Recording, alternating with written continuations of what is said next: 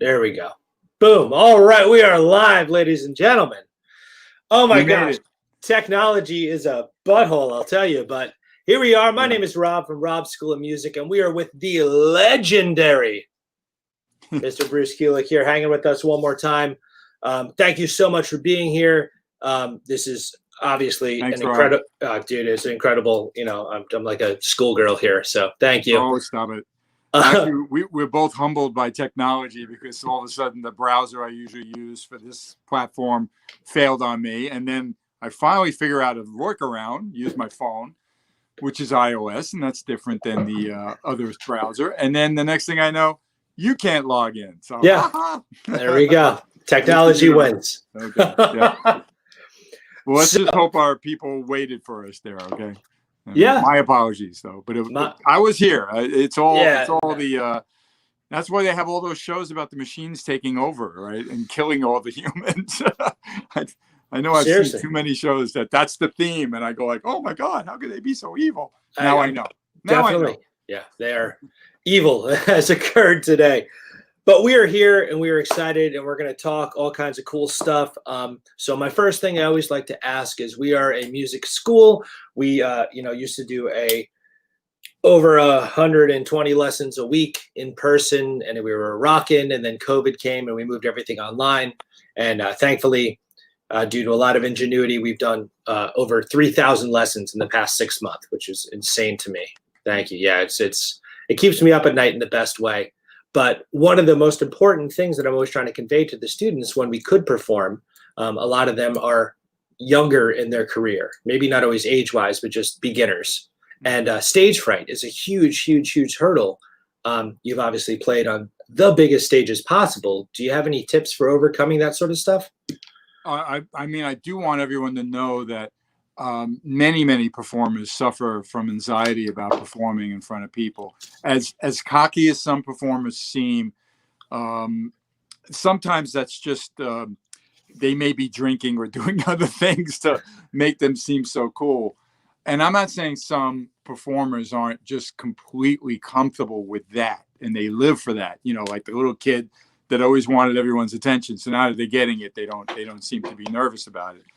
I was never that way. I was always nervous in front of a microphone if I had to speak in front of people when I was young in school. And it translated that kind of a shy disposition on stage. But I have a funny story that has nothing to do with rock and roll, but it really did help me. A lot of my fans already know that I love listening to music like Frank Sinatra and some of the great American standard vocalists. Tony Bennett was one that Paul Stanley was a big fan of and a friend of. And during the Kiss years, he got to introduce me to Tony Bennett at a gig that he did in L.A. when Paul and I went. But I read his book. Okay, there was a paperback. This is back when you weren't watching your movies on the plane so much with your phone or iPad. You could actually want to read a book. Okay. Anyway, so I was reading Tony Bennett's biography, and in the book, he mentions talking about stage fright. Now, this guy's still alive. God bless him. And what a voice, right? And he's done every gig in the world. And apparently he asked Frank Sinatra, because Frank kind of was one of his supporters early on to help him. And he asked Frank, I get really nervous before I go on stage. I don't know the quote exactly, but he basically shared that it's really hard for him. And Frank was like, that shows you care. You should be nervous.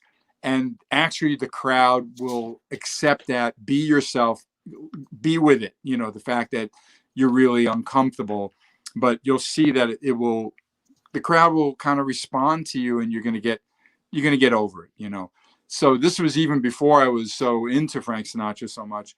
And then I met Tony Bennett years later on a plane. And I got to, reintroduce myself, and I told him about the book. He was quite flattered. Anybody who writes a book, they want to know you read it, Right. But it was really, anytime I get nervous, and that's from the small venue to the giant stage to the interview, it doesn't really matter. Okay, there is a part of anxiety that I'll go through, but I do recognize understanding that part of it. And if that's coming from, what I consider one of the greatest singers of all time, the fact that he's aware and he's nervous too, but he knew that it's normal, and to carry on. So for my first Kiss gig, I talked about it not long ago. My knees were literally shaking before we went on stage. I got through it. I got through 12 years of that and many, many more gigs, as we all know. You accept it, and that helps you deal with it. And last thing I wanted to mention was some of my hardest gigs, oddly enough, is when I know like there's people I really know or another musician that I respect in the crowd.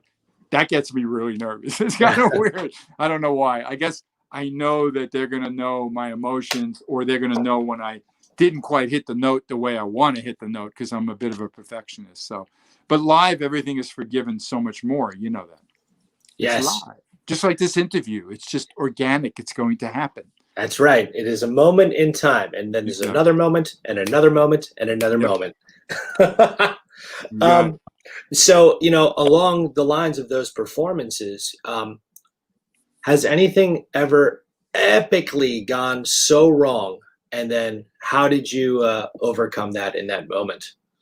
Well, I remember I like to archive a lot of my Kiss stuff, and I have a good friend, Michael, who helps me with that. And I'll find tapes that I took the board tape because I wanted to listen to it later in the hotel or the next day traveling. And not that long ago, I discovered a tape. The band sounded pretty cool. I mean, as good as the cassette, the hall room, whatever the sound guy captured, right? And all of a sudden in the middle, I Still Love You is one of the really great, great, great ballads from Kiss. Very powerful. And I have a very emotional solo that I do. And in the middle of the solo, I break a string. Okay? Now, on a regular guitar, regular meaning one with stop bridge, okay, if you break a string, the other string should be relatively in tune, okay? If you break a string on a Floyd Rose that doesn't have a block, meaning it's a floating thing, now it's like, so every string is nowhere near being in tune. And I mean, you're playing Chinese, okay? So I hit the note, it goes out of tune. I realize, oh my God. And I just find some other note to find that might, in other words, I had to abandon the solo. I didn't stop. And obviously as soon as that section was done, I got another guitar from the roadie.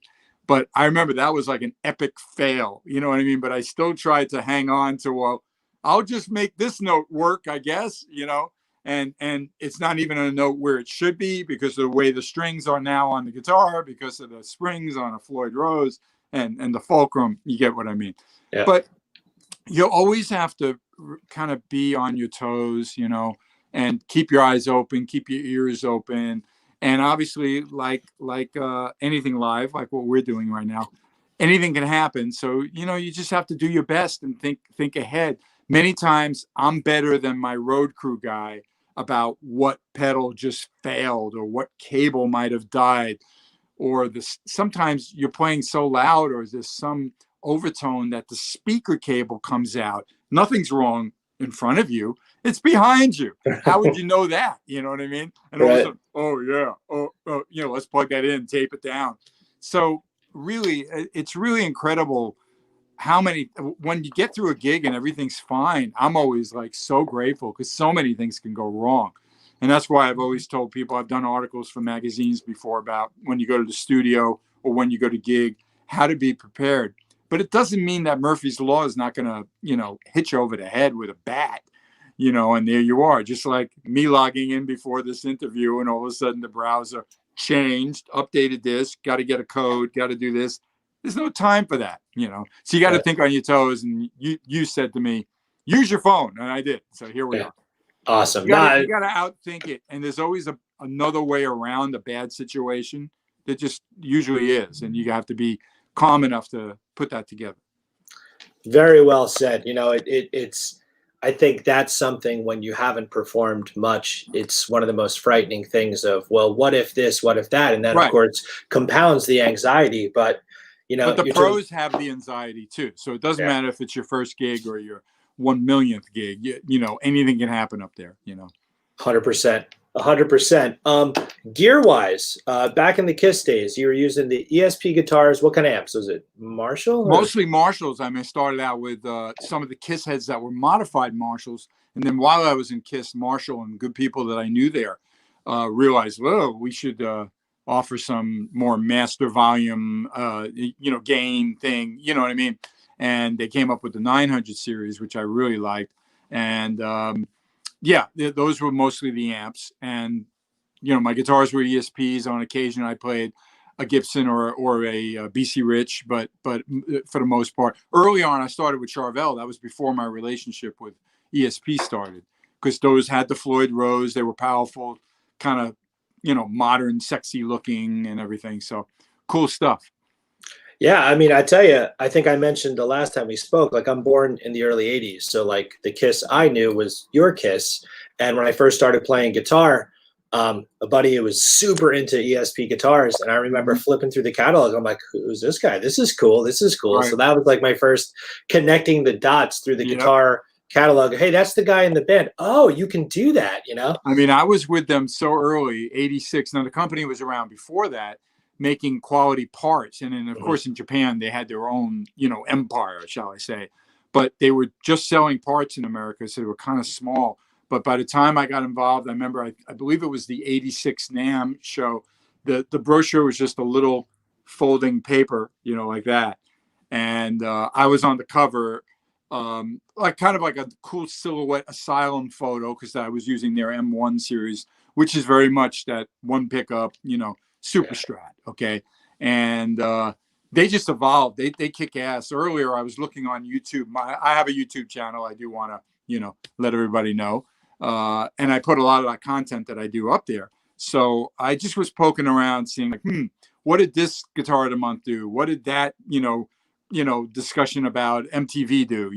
So I'm looking at the numbers, and all of a sudden, because it was part of my channel, the ESP thing I did featuring one of their new guitars this year, actually. It was a great guitar too, because it was very similar to the ones I used when I started playing ESP live with Kiss.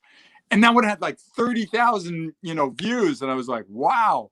And then I forget, ESP is a really huge company now. Yeah. They're not a company that needs a little brochure like that. Now they're just world renowned and a very big company. And of course, very different from a Gibson or a Fender. But I still have that relationship with them, which is great. And I do want all your musical people out there who play instruments to know that absolutely good gear, quality gear, like a guy, the plumber coming over with the good tools, you know what I mean? But if he doesn't know what he's doing, it doesn't really matter that he's got the ultimate wrench to help the pipe that's not working. You gotta have your talent. You gotta understand what works where, in the right place, and that's how to play the instrument, how to, find the right amp for the right guitar. It's so much more of it is about the talent and your ability on the instrument and your ears, and less about the gear. So you're not going to sound like Slash if you own the Slash Les Paul. And there's probably nothing wrong with a Slash Les Paul. I'm just trying to say, unless you know how to play, don't get too hung up on those names, attached to. Completely. I mean, when I first started playing guitar, my dad's a drummer. He's my biggest musical fan. Had my back forever. Within playing guitar for 6 months, he got me a JCM 900 half stack and a Gibson Les Paul. And I didn't touch either one of them for a year because the sounds that were coming out of it, because I was so crappy as a guitarist, I was sticking to my Ibanez whatever just because I was afraid to, but that's very true. As soon as big amps came out, if you weren't good on the guitar and your performance, especially the amps that didn't have the the master channel thing to be distorted low, with a low volume. Oh my God. I mean, that guitar will just explode in your hands. Everything's going to be magnified tenfold, 100-fold. So that's what you were experiencing. Yes. And I mean, it's like I've told many people from lessons I've given, you got to walk before you run. So you got to learn how to control it. And then it becomes a beautiful thing. Then that volume and the power of that amp actually, and maybe even playing off that, and I know you'll understand what I mean, the feedback loop of the pickups into it becomes now not only your amplifier, it becomes another instrument in the chain. And that's where using pedals, when I've done the rock and roll fantasy camp, you just, all of a sudden you meet like 6 to 8 people that are going to be your band. And obviously I'm going to go through and work with them, their strengths, their weaknesses, and make us a cohesive group. Right. But as soon as I see these guys come in with these pedal boards and they plug into the amp, I kind of can, maybe dial in the studio amp that we're rehearsing in, but then they want to use every pedal. And I'm like, yeah, you can put that back in your, back in the car, take it back to the hotel. You're not playing through any of that, because it was like bringing, the massive toolkit when you need one Phillips screwdriver. Okay. Yeah. It just drives me crazy, and sure enough, I make it work for them. They may not understand why. And they may think that like having is the more is better, Yeah. But it's not to say that some guys can't really make magic with all that, there's no doubt. But unless you can prove that with a couple of chords or a couple of riffs, see it. It's not about the pedals and everything. It's about you knowing how to use it all. 100% agree. I tell you, when I go to a store, when you could do that, to test out a guitar, I always play it through, like a $150 practice amp. Yes. Just whatever I'm not going to go play the amp I have at home, because if it sounds good on this smaller amp, it's going to work. I've turned a lot of people onto these little guys. I love great company. Well, yeah. what's really cool, and Blackstar does make good, powerful amps that are very Marshall-like, which is bad, of course. Why not imitate the best, right? But like, check out like when you, first of all, it's got delay. Okay? So you always want to be a little bit.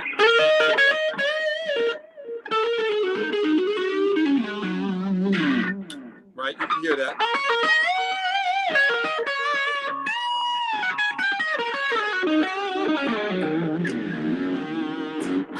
And that could give you a clean sound without all that delay. And this is like a $60 amp, I think. And that's kind of cool, Why not? I think there's a cleaner. Hang on, here's the cleaner sound, for the.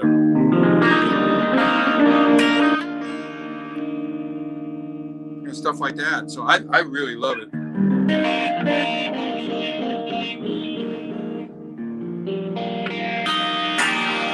That's great. Really a beautiful guitar. McCarty, I've liked these because these are like kind of like everyone that knows guitars, McCarty worked for Gibson, and then PRS hired him because Gibson never really knew how to take care of a lot of the people. Les Paul would fight with them all the time too. And McCarty came up with a humbucker, right? I think he developed part of the humbucking thing, or lots of things with technology to make the golden age of Gibson magic. And then Paul Reed Smith, being a brilliant guy, he reached out, asked him, and I love these McCartys. And this has that kind of Michigan maple top, like a flame maple that's kind of wide. Always loved them. I've recorded quite a bit, and I have not a lot of PRSs, but quite a few. And it's a completely different animal from a ESP, but really wonderful guitar. So you see that's my sound, that's my hand, playing through a little thing. But the magical thing about these little guys is that the distortion's natural, and to have delay on a little amp is really great. They those little Marshalls are great. The MS2s, they sound great. You stick them on you crank it up and put a pillow near it, you know what I mean? And that kind of muffles it and makes it more real. Yeah. But it doesn't have any delay on it, and these, big supporter of those. I can't tell you how many lessons I've given. Like, don't get a big amp. Can you, I really, this little $60 practice amp's amazing. So that's what made me think of it. I don't have a endorsement with Blackstar. I'm just mentioning it. Nah, it's great stuff, and it's beautiful. You say PRS. I've had a relationship with PRS since 2006, 2007. Yep. My number one is a McCarty. Oh yeah, look at you. All right, yeah. There you go. Oh, and you got the birds of there's a special name for those inlays. Yeah, and this one has the rosewood neck too. So and the rosewood, right. Yeah. I had one of those, and then I wound up trading. Ironically, you showed me that. Paul Reed Smith was kind enough to hook me up with a Brazilian, one of those Brazilian neck guys. Or I think it was Brazil, whatever. It was the rosewood, Yeah. And I loved it, but it was a little heavy. Then Norm had this one in his store, Norm's Rare Guitar. Yeah. Okay? And this is a regular 2000, not a 10 top. Yeah, but Paul, those of course, hooked me up with a 10 top. Okay, with that beautiful neck. And then I just like I played this in Norm's store, and it wasn't price crazy because the value is really good on those. But I do know models like what you have are more valuable. And I wound up doing a deal with Norm. I think it was a straight swap. He kind of grumbled a little bit, but I know he got a lot more money than what he was asking, you know, for the one that Paul gave me for this one. And of course, that was the right thing to do because then obviously I'm still using a Paul Reed Smith, and here we are talking about a Paul Reed Smith, you know. But like it's great with Grand Funk. I'll come out with like one of the killer ESPs that I have, a Black Viper. Then I'll switch to actually I usually play a McCarty for the next song or two. Then I'll switch back to you know an ESP. Then I'm you know like an Eclipse model, and then I wind up back on a I'll play a Gibson Les Paul for a few songs, but they have to be chambered because I can't play a 9-pound Les Paul. It's just insane. Yeah, I'm too fragile. Okay, you heard it, everyone. No, I broke a collarbone in '88. No way. Anyway, and then I'll go to a Strat, go back to that Viper, you know, and I have so much fun. Oh, those were the days, Rob. Those were the days. When all the guitars are with the back line from my gear, three rigs. It's so crazy. I tell you, what a year. What a year. It's insane. It's absolutely insane. I just want to real fast. That's me playing the same exact McCarty that you had with the dot inlays. Sadly, these are great guitars. But again, you know, it's all about, I remember the last like guitar show I was at, I saw one and I didn't need to buy one, you know, but I told the guy, I said like, and I remember mentioning it to Lisa. I said like, this guitar is going to sell. It's priced right. These are great. And by the time we did the walk around, went back to the booth, you know, it was sold, you know, of course. And the same thing with the ESPs. If you put an ESP out at a show, good chance I'm going home with it, you know, and it's the right ones, you know. Oh, you know, especially like the 90s, the 80s, and early 90s ones, those are like, you can't get your hands on them. And like they pop up in reverb and they're gone. But the new line, and I've been working with them. I ordered more multi-swirls again because they were so popular.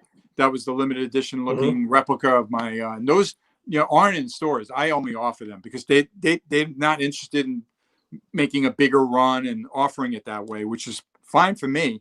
My fans are going to know they're getting it directly from me, and I take care of it. I put a lot of case candy in it, like it's a Fender custom shop or something, you know. Awesome. You know, mini guitar or photo pick pack and, you know, COA, the whole thing. But I was just blown away when they finally came out with these models, and they call it the 1987, talk about 80s. And they're doing really well with it because when I did the reorder, I was asking the president that I'm very tight with for a long time now, Matt, I said, how's things? And even in the pandemic and everything, people are loving gear. They love to play. They're still supporting the music stuff. And I hope it stays that way, obviously. And that's really exciting to know, you know, but more people are at home. Maybe the vacations are less. They're not going out to concerts because they don't exist really. So gear is getting a lot of love. God bless it. You know, maybe we'll get better players on the other side of this nonsense. You know? I'll tell you, I mean, you know, being a music school, like I was scared to death because we had to shut down. And we've seen this beautiful resurgence. I don't know if that's the right word. Resurgent. There it is. Yeah. I make up one word every interview. I'll make up a word. So yeah, there's my one. I'll do more than you. Don't worry. I promise you. And we see all these people like reaching out. Like we used to just teach mostly within our community, and now I'm teaching people literally global. So it's been really, really cool. Yes. Music is we're gonna come out of this thing very musical, I believe. Yeah, I mean, let's face it. I've had to have a major adjustment. I mean, the majority of my income has always been traveling for gigs. You know, for example, very soon the Kiss Cruise would have happened, and that's a big gig that I gear up for. And everything's postponed. Not sure when the Grand Funk gigs are going to restart. You know, we're kind of hoping maybe next spring. And it's not a band or a circuit that I think we're going to try to do anything too soon. I know certain places, you know. And I'm not going to get into all. My head will explode if I try to describe how hard it is to even wrap your head around something that was so normal. Everybody would gig, everybody would play, everybody would have a meet and greet. You know, so everything's upside down. So I have to admit, though, I've had to relearn things, you know, and offer, you know, do more things like what I'm doing with you, and I teach online. You know, there's a great app called Meet Hook that they're able to book me. There's the Cameos. You know, there's various, obviously I got a little more aggressive with merchandise on my site, and it's given me time to be more in touch with my fans on social media. So I've done much more editing of videos, and when I share something now, it's a freaking production. It gets me crazy. Yeah. You notice I look very nice in here. That's because I got a professional light on. Another one over there. I got my little lights behind me. That's great. I would if this wasn't a pandemic year, I don't know if I would have had even time to figure out any of that. You know what I mean? But I've had a lot of people help show me things, and I learned how to edit things, and my wife as well, and she's been busy with her artwork. So it's learning new things, and in a way, and here you go, you have an opportunity now to bring your school beyond your that lovely area of New York that you're in, and take it to everywhere, and that's the silver lining, I guess, of a really crazy thing. 100%, man. We got to find the opportunity in the adversity, right? Yeah. But you look fantastic. The lighting, everything, it's so strange. Every week I get a new microphone, a new light, a new this, a new that, and it makes a difference. And it's funny looking back, at everyone, because we're all learning this on the fly. Yes. There's very few musicians from the zero to the top of the top that had to do this by themselves. Right. So I think it's very exciting where now newer musicians are like, oh well, I can go on Amazon and order $1,000 worth of gear, and I got a full production studio. I'm in business. It's really exciting. Learning how to do it is a scene, though, and fortunately, it's great to reach out to people that that understand a little more. Thankfully, a neighbor loaned me, because he couldn't use it during the pandemic, some lights, and and they're not your normal. I would never even know they exist. I got to be honest, nothing. And then, of course, all right, then what the hell do I do with them? You know what I mean? And the next thing I know, I'm speaking to there's a really good engineer buddy of mine, Jimmy, who he's the one that recorded me for the Ace record. And I knew he was into film and stuff because he did a movie. And then I reached out to him. I said, I don't know what I'm doing, really. Can you help? And he just sent me a huge PDF file, Hollywood lighting or something. So I started to take a look at that. And I've been able to adapt a few things that I learned from that. And here I am doing better production. I realized I needed a better camera. So I got the, actually, now I have iPhone envy because the iPhone 12 is coming out, but I have the 11 Pro, which has that really great camera and everything. Hence, I think why I'm looking good here with you. And it's stereo recording, which is nice when I do a couple of those things that I share where the amp is there and my backing track's here and you can kind of hear it in stereo. So we have to just learn. Yeah. It's funny you bring up the Ace record. That was one of the things I wanted to discuss. So how did that come to be? I've been seeing, he's been saying such beautiful things about you, which is really cool. I have to admit, I always knew that Ace liked me, and would say kind things about me. Not that I think he commented too much on Kiss and everything. His relationship with them is very different than it would be for me. I was just one of those lucky guys who stepped in, and what I think he's reflected on, which has been wonderful, of course, is the fact that I was able to take signature riffs of his, but then make it my own. So I think he appreciated that. Now, clearly, Gene and Paul do want Tommy to be the spaceman, which means to play more like Ace. And Tommy always knew that stuff better than me. So it was part of his job description, if you get what I mean. And I don't fault him for it. I think he does it great. And I'm good friends with Tommy. But what happened with the record was he's been with a label that I'm very good friends with, actually one of the label guys, because this guy, Ken Gullick, helped me with BK3, my solo record that came out 10 years ago. So I knew about Origins, and actually Ace and I worked together, although I didn't, it was an ESP record called Eric Singer Project, where we had the guy who was involved with that label, Keith, says, I know I can get Ace on this. Let's get him, and Ace actually played on Foxy Lady, ironically enough. And I helped comp his solo and put it together. He just came in, did a great job, and then we kind of put it together, and that was the end of it. But that was an independent label thing. It wasn't as big as what he's been doing with E1, But Ken works at that label. Origins 1 had Paul Stanley, which was really cool for them. And I was kind of a little like, hey, what about me? I knew that Ace says good things about me. So it was, I remember it went around in circles where I know I told Ken I would do it, let Ace know. Ace heard that I was interested in doing it, and why not? And I just knew it was going to be a real treat for the fans, and I didn't expect necessarily the press would be, of course, also not only about, that it actually, and some people like Origins 2 better than 1. And the label certainly knows how to promote it. So you're going to see it in every variation, every color vinyl in the history of vinyl. You know what I mean? But I'm just really happy to be a part of it. And no, I didn't see him. He said about coming to Vegas. He thought I lived in LA and he was spending more time doing things in LA. So I said, well, I can get it done for you. And I knew other artists that were appearing that were just doing it in their studios. So it didn't have to be done. And it's ironic, at the time I was using this guy Jimmy a lot for any sessions that I was, brought in to do, because I wasn't set up in my home to record big amps and everything. And Jimmy, I didn't realize what a big Kiss fan he was. So it was a real honor for him to get involved, of course.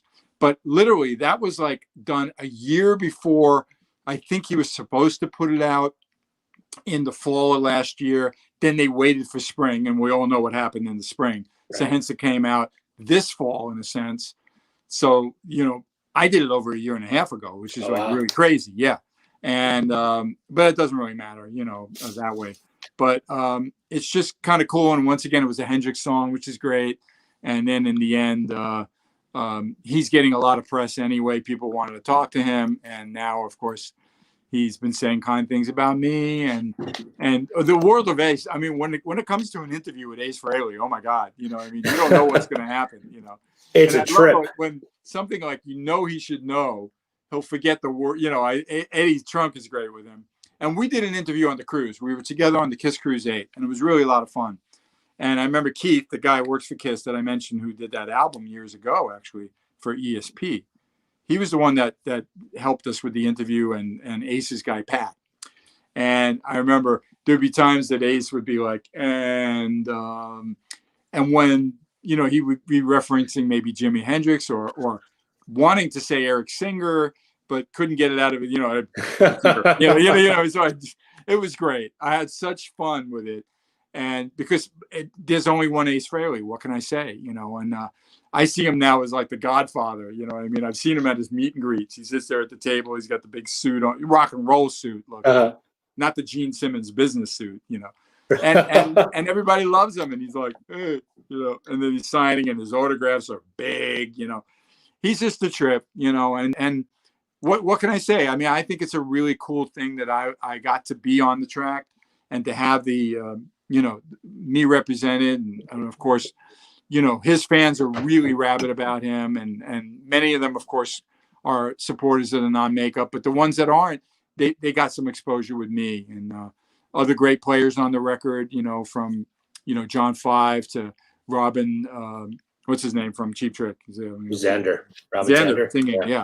These are all people that I know Ken knows very well, too, the label guy. So it was very easy. And it's really all good. It was all for rock and roll.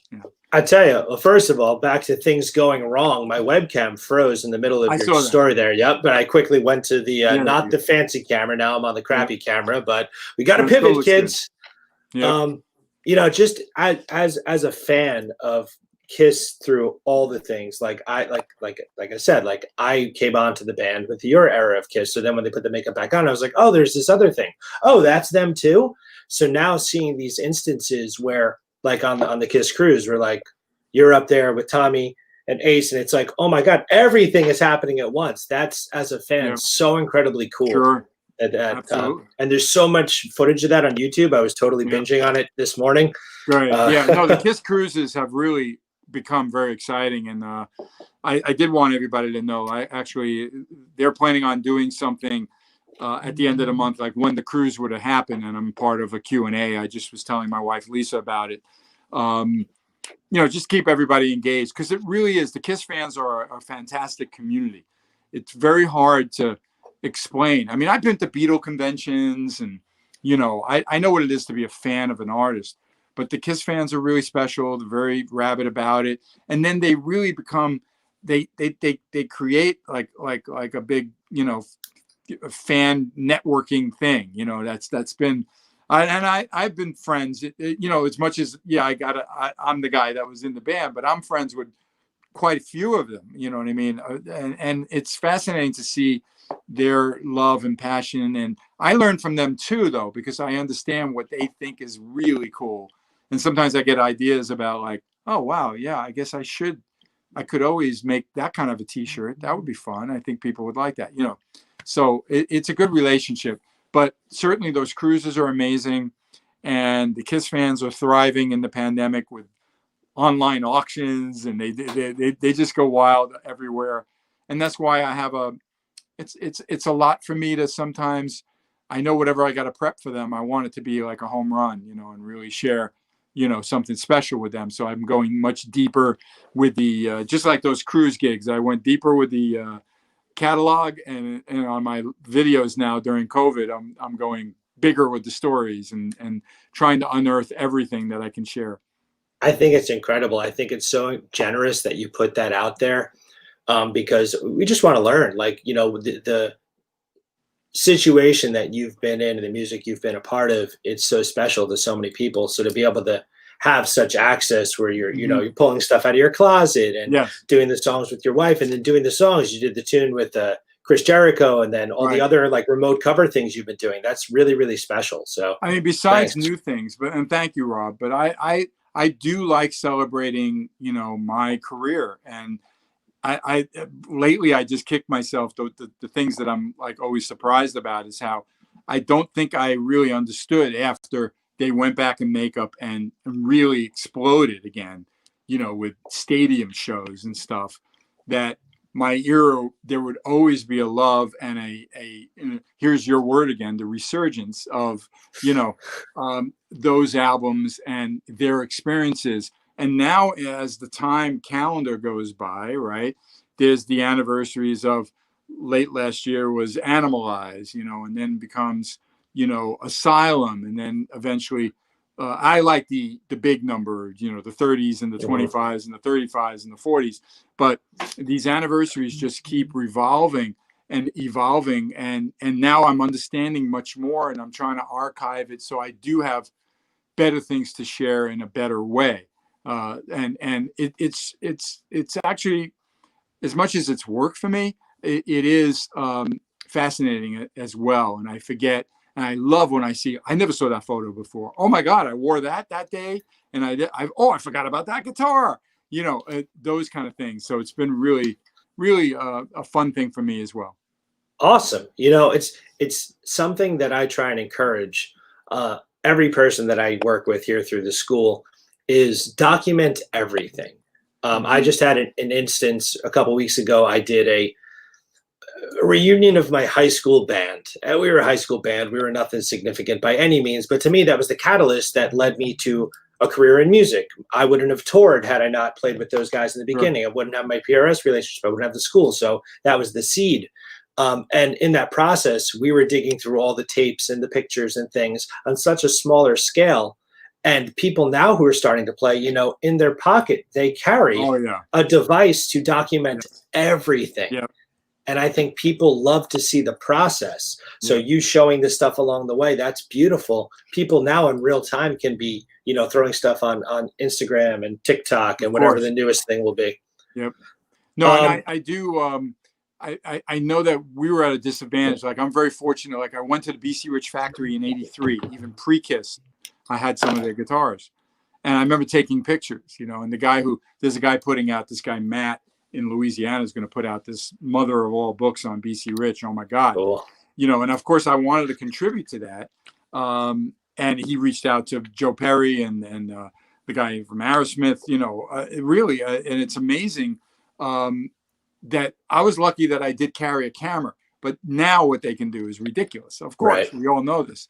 And the other reason why I wanted to kind of show the big circle of that, though, is so those same young fans, okay, who they grew up with technology in their pocket, basically a computer in their pocket, they get turned on to a big KISS show because KISS is still relevant and still out there, okay, doing an amazing job with these huge productions and everything.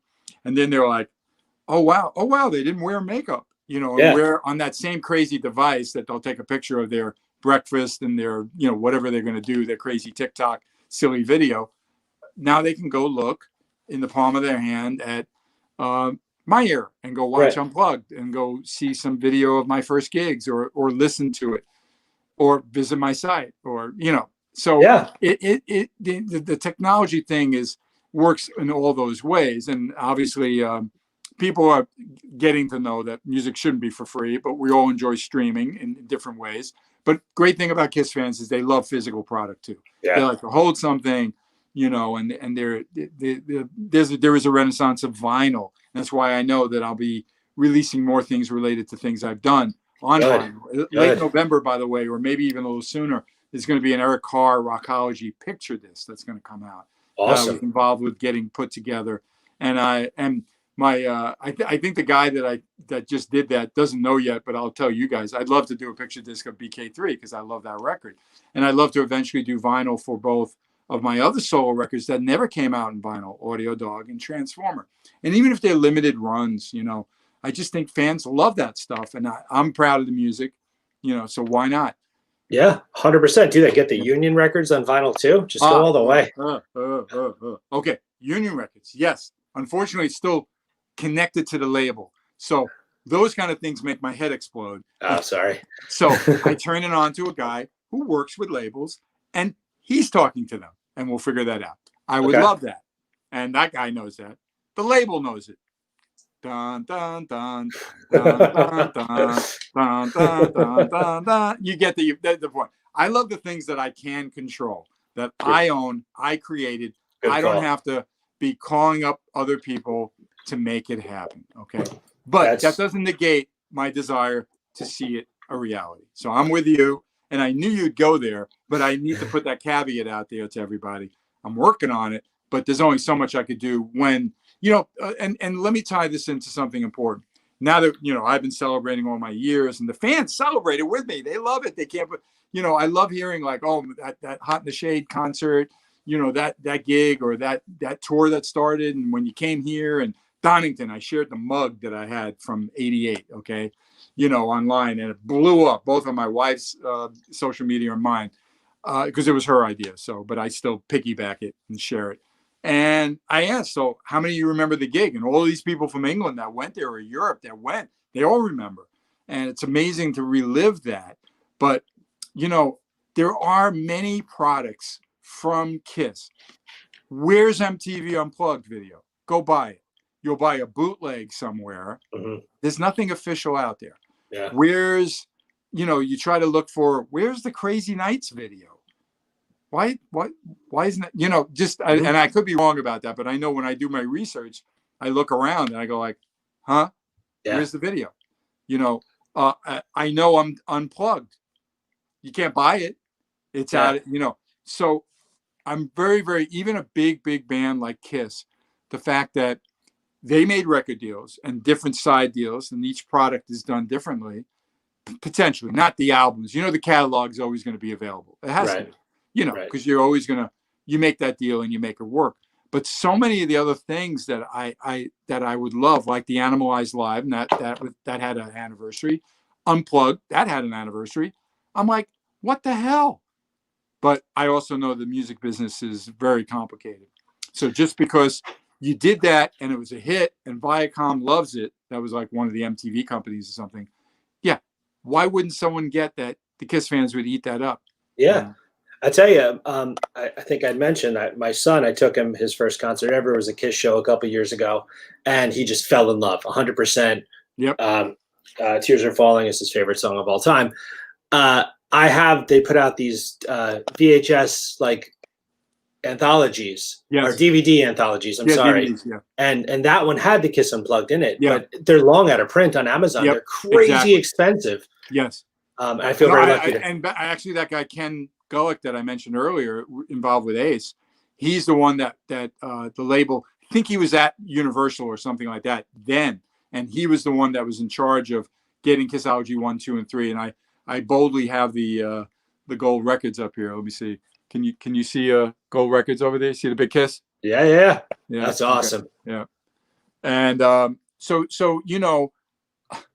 I don't know, but that I want to complain about Union. They can't even put out their own stuff that they could make fans happy and everybody gets some money. But I know that they do put out things. But whenever you see those products come out that are official, it was easy. Okay, if it was easy, it happens. And I think when there's too many weird contracts, which you don't even know why they happen, it go. Now it doesn't mean that people won't bootleg it or watch it on YouTube or someone's going to post it, and it's there. It's nice to own it. Absolutely. All right, my friend, I'm going to do my closing thing now because I actually have to teach a guitar lesson at 7:00, so I have to wind down this conversation. Okay. So this is my new ending. I do rapid fire questions. So I'm going to ask you this or that. Keep it short. Okay. Yeah, it's just, I mean, no, you can dive in if you want to defend your answer. I mean, I've been diving into so many other things. I love it. I love it. That is my I'd rather favorite. have more questions. Okay.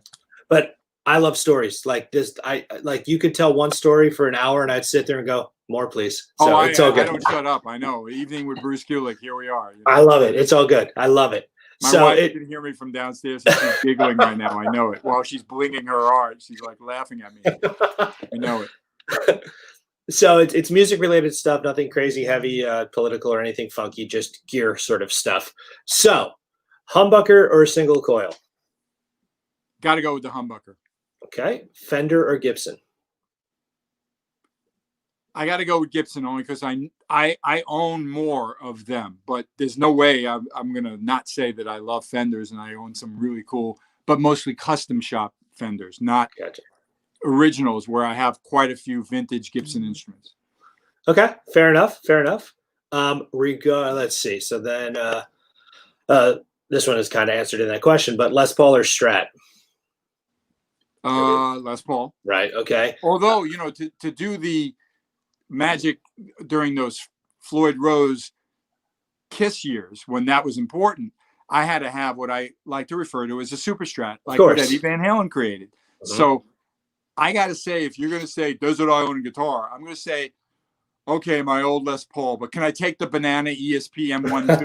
You know what I mean? Because then I got everything covered. The Les Paul's got all the two pickups, the bell tone, the woman tone, the Clapton, bite, and I used it a lot on a lot of Kiss things. And then the Banana is just going to go woo woo woo wah, dive bomb away, and Crazy Nights, and here we go, and I'm happy on my island. And I could never do that on Les Paul.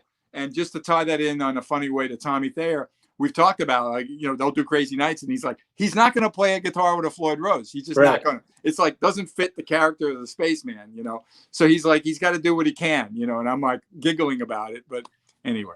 That was one of the encores at the last time I saw him in Philly back in February. And I was excited because I'd never heard that song live. Yeah. But I was like, wait a second, this can't be done. And I'm like waiting to see how he's going to do it. And even I've done gigs where I didn't have the Floyd guitar and I had to kind of imitate it.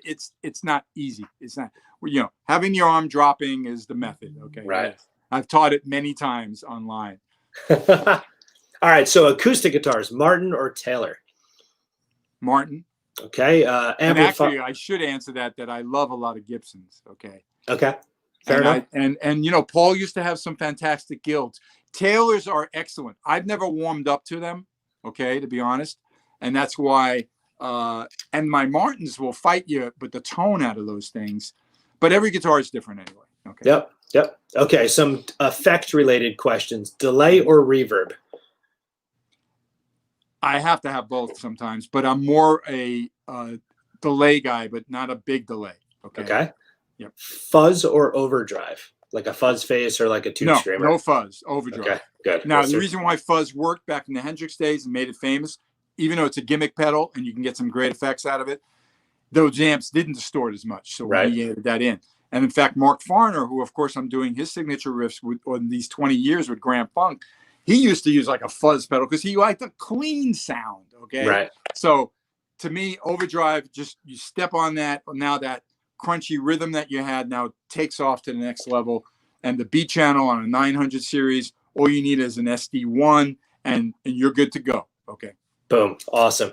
Right answer. Phaser or chorus? I love phasers, but I got to say chorus. And I'm monkey. I have too many of them. Okay. Though I have some amazing phasers in the house too, vintage ones. I tell you, phaser is like my addiction. I have more phaser pedals than I can count. I'm looking over at the shelf. We'll have to play phaser challenge. Okay? Yeah. All right, we'll do two more. So the Beatles or the Stones? Beatles. No comparison for me. Okay. Now, doesn't mean I don't love the Stones, and rock and roll wouldn't be sleazy without the Stones, and they were the bad boys of rock and roll and all that. But man, the Beatles were way ahead of the game, and I saw the Stones follow them. Her Majesty's, that record, the Satanic, whatever. Yeah. Come on. I love that record. It's actually kind of panned a lot, but it's just the point that the Beatles, whether or not they knew it or not, but they changed the world. Okay. Yep. They just changed the world. And Kiss wouldn't exist with four guys with four identifiable, just like the Ringo, John, Paul, and George, and Paul Stanley's name's Paul more because of a Paul McCartney, and you get what I mean. And Gene certainly is not going to be Chaim, Vitz, and anyway, and Ace. Good thing he had Ace because his real name's Paul. You get the idea. Well, my son had his bris. We had to give him his Hebrew name, and I gave him that name, and had to explain to everyone why I was choosing that name. No one really put it together, but I was very proud. It's actually mine as well. Actually, there we go. So even cooler. Part related to my great grandmother. That's what you do. But anyway, he's a much more famous one of the tribe. Okay. Oh, that makes it even cooler. So I'm happy about that. Yeah. Yep. All right, my friend, those are my questions. That's my thing. Thank you so much for this. Sorry for the technical hiccups. Hey, I'm glad we both had them. Okay, so I don't feel so bad. But hopefully, I think we packed in a lot of groovy stuff for everybody. 100%. And this lives on the internet now on the YouTube thing, right? Yep, I'll send you the link when it gets all processed, and then you can do whatever you like. But thank you so much. Stay safe. You're welcome. I look forward to an opportunity where. All right, Rob. Thanks again. We'll all right, brother. Be well. Bye. Bye-bye.